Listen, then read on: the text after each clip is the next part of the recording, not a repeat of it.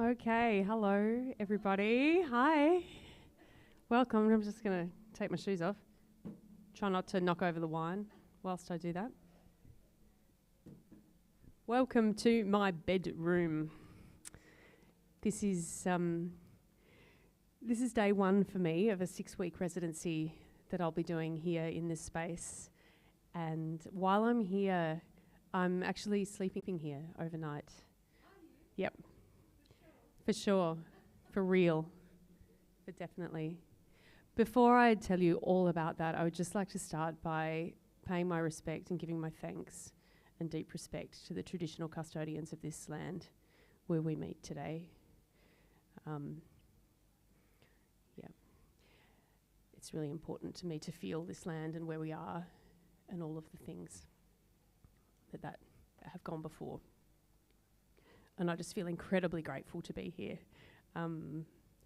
So this is day one. I got here yesterday afternoon, brought in all my gear. I live in Launceston, in the north of the state. We were just discussing before pronunciations of Tasmanian towns. Launceston is one that often gets completely ruined. Launceston, people often call it, but it's sort of how it's spelt, but it's Launceston. Anyway, I love spending time here in Hobart, and I've spent quite a lot of time here at Mona over the years, and I've done residencies here before, but usually I just come in during the day, make some work, do some composition, share it, and then leave. But last time I was here, I just had this really strong feeling that I just didn't want to leave at the end of the day. I feel quite safe here, and I find it a really inspiring space, and I had this idea that I could stay. And I had a really powerful reason, a personal reason why I wanted to stay, and that's because I have a pretty epic behavioural sleep disorder. So I do a lot of weird stuff in my sleep. It's unreliable. Sometimes I don't do anything, but sometimes I do some really weird stuff. So I wanted to come and sort of explore that. So we're actually live streaming my sleep, which is incredibly uncomfortable. It's super weird for me. I really don't know how I feel about it. I just have to keep reassuring myself that it was in fact my idea and that I did choose for this to happen and that's been very kindly enabled by the team here at Mona. There were a lot of concerns around it, really. There's a lot of valuable artwork, and the idea of a, unconscious sleepwalker roaming around the dark museum. It's not really what the curators are keen for, but they've been super supportive. So here I am. And I slept here last night, and honestly, I'm feeling very discombobulated. It was a really weird experience, and I haven't really got it clear in my head how I feel about it yet. I was feeling incredibly nervous last night, even though I know this place very well. I know where things are. I've spent hours and days around this place, but it's a different kettle of fish when you're on your own and the lights are off. So we'll talk more about that as we go. While I'm here, the idea of it is for me to look at the video from overnight, see if I've done any sleepwalking, sleep talking, process what I might have dreamed, what my feelings are, and I'm writing the things on the wall. Sort of the salient points from the night, and then that's what I'm using to compose about during the day to then share here at 3 o'clock. And I woke up at about 4 this morning, and I just had no idea what I had dreamt. I couldn't remember. I've been trying to really practice and flex the muscle of remembering a dream, when you have a dream and you have it, but then it sort of slips away and, half an hour later you just can't remember what you dreamt. So I've really been trying to get into a practice of remembering and being in touch with it. But of course, woke up at 4. I know I'd been having an interesting dream, but could I identify anything about it? No, not at all. And I also couldn't get back to sleep. So I was awake. And at about 4:30, I decided to give up on sleep, and I had a little bit of a play of the harp. And I made like a little sonic motif. So I'm using that as my composition for today. I feel like I just actually haven't achieved very much today. I feel like I've just been kind of floating around, being very vague, trying to get my head in the game. But I'm kind of all about keeping it real, really. One of the great things about this experience is that it is uncomfortable, and I like the idea of seeing what I make when I don't know what to make. That's where interesting stuff happens, I think. But yeah, I kind of felt like the name of this piece, I'm calling it Beyond the Threshold. And there's a few reasons for that, because I felt like when I woke up from the dream, I couldn't remember it. It was beyond me. There was like this dream threshold that I just couldn't get through that barrier. It was lost to me. But also I felt like there was this threshold at this line here, like my safe space, and then beyond. And I'll do another song about the beyond later, but I kind of felt like there was this threshold, and it felt very uncomfortable kind of having that out there. It was very dark, and each time I kind of rolled over to face the wall, it just felt so uncomfortable having this big dark space behind me. It felt all wrong. Anyway, I'm sure I'll get used to it. But yeah, please feel free to ask me any questions as we go. I love questions. But here we are. This is my little song, Beyond the Threshold. I kind of fiddled around with it this morning and then revisited it about an hour ago, and I couldn't remember at all what it was. So yeah, it's kind of more of an improvisation than anything else. But this is it's my little creation from today.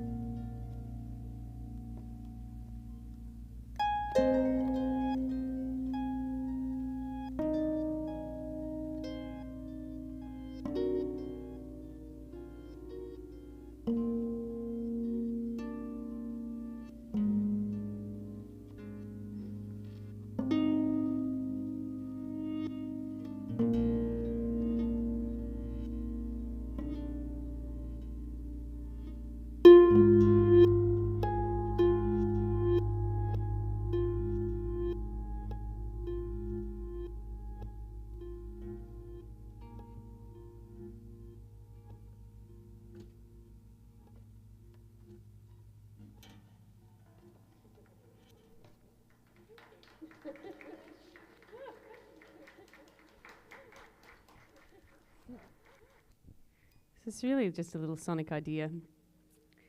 A lot of my compositions they're just little noodles. All right, I'd like to play a song now. This is a song that I wrote ages and ages and ages ago, years ago. I guess in a way, I've been playing harp a long time now, but I came to it fairly late, as a late 20-year-old, which is for the pathway of the instrument, I guess fairly late. And I've had a pretty unconventional approach to the instrument. But yeah, I sort of stumbled upon playing it kind of by accident. It was a love that turned into something more organically, which I'm pretty happy about. But a few years back, I had the fortune to get a grant from Arts Tasmania, and I made an album, and this is the title track off that album. It's called Awaken. And I'm going to play it just because it makes me feel nice. So here we go. Why not? Why not? I can basically do whatever I like. So I am going to. In fact, I'm going to just take a small sip of wine. Thank you. Cheers. And then after this song, I'm going to play another new one for today that I'm going to literally make up on the spot, but I'll tell you the story about that in a minute, with some collaborative help from the audience in the front row. Yeah. Anyway, this is Awaken. This is also kind of about dreams. I feel like everything I write is about dreams. It's a big topic for me.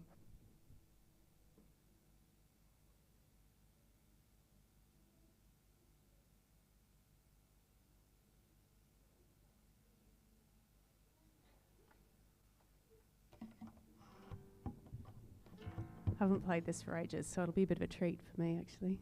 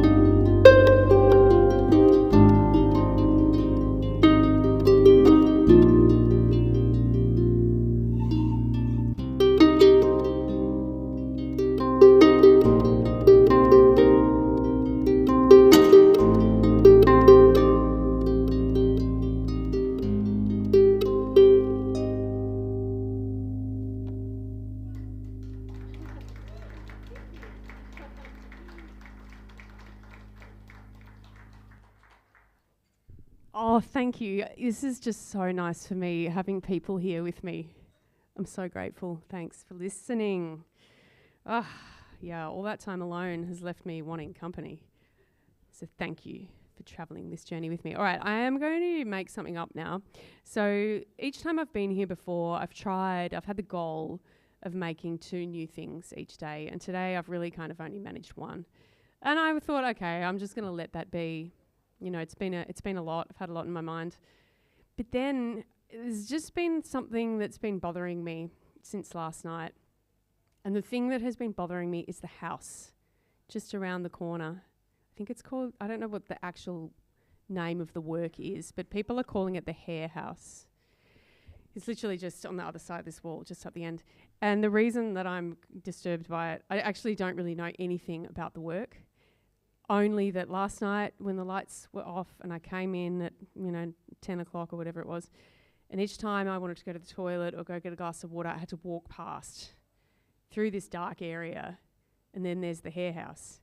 And it's this kind of low, dark house, but it had a light on, so a real beacon in amongst the darkness. And it totally creeped me out. I've tried to stay quite rational through this process, but I didn't feel very rational about the hair house, and it's really bothered me. And I've been thinking about it today.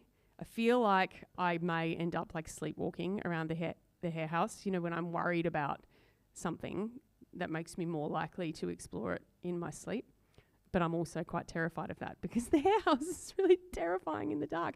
And I was asking today, I asked a few people, I'm like, oh, what's that house?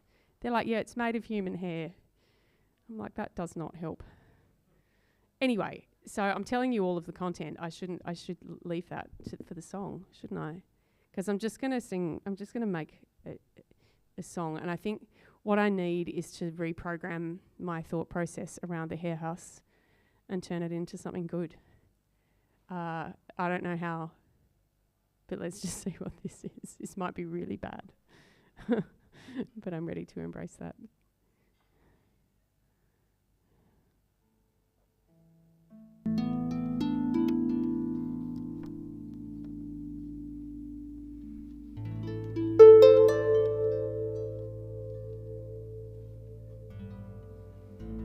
It was the first night in the museum for me, sleeping alone. I thought I was in control. I thought I was calm. I thought everything's gonna be okay. It was my idea anyway. And then it was dark. Then it was late. And all the lights were out. No, not all the lights were out. There was one on, and it was in the dark house. Last night I didn't know what the thing was. It was just a dark shape of a house. And the house had windows, only windows. It had no door.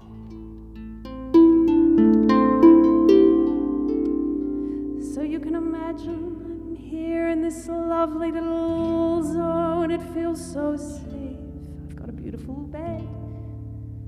I've got a beautiful pillow. I've got a beautiful hub. But then I have to run the gauntlet to the toilet. There's no avoiding it. It must be done. I could only run past the house of darkness. I don't mean any disrespect to the work, because I don't know what it's about. I must find out. But imagine I go from here, and what's beyond the line is dark. There are dark shapes, there are chairs, there are tables, there are artworks, there are artifacts of history. I don't know what they mean. And as I emerge at the end of the dark way, I look to the right. I look to the right, and there's a light, and it's the bloody hair house. I found out today it's not just a dark house with light in it amongst the darkness. It's actually made of human hair. And now I feel worse about the hair house. And my sense of anticipation for tonight and every night for the next 4 nights a week for 6 weeks, I'm gonna have to walk past the hair house. Past the hair house.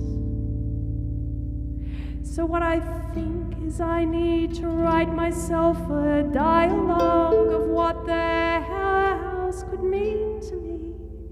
'Cause maybe it doesn't have to be a thing I fear, because the thing about me when I'm asleep is I'm full of fear. And the whole point of being here is to try to dispel my fears. So with that in mind, I'd really appreciate any thoughts you have in rewriting my dialogue. And now I'd like to just consult a member of the audience. I actually have no idea what your name is. What is your name?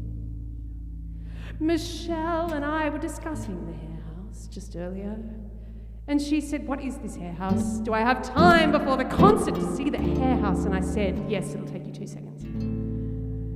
Take a walk just over there and turn right. And she came back and she said, oh, there's a kind of like a skull at the top of it, like a scalp. And I said, that doesn't really help. But then she said something, like something happy, like a different message about the hair house, and I actually can't remember what it was. Can you remember, Michelle? No.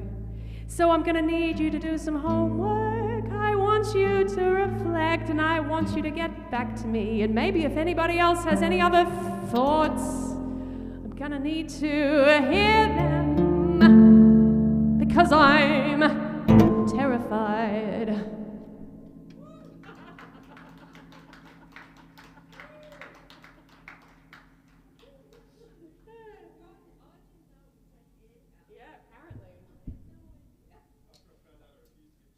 Yeah, look, I don't know. I'm uneducated about it. I need to find out more. You know, it's never good to... Yeah, I might actually. That's a really good idea. I wonder if they could. Yeah, exactly. I'm just not sure. I feel like I wish we could just close a door, but there is no door. So yeah, I don't know what the solution is to that. Yeah.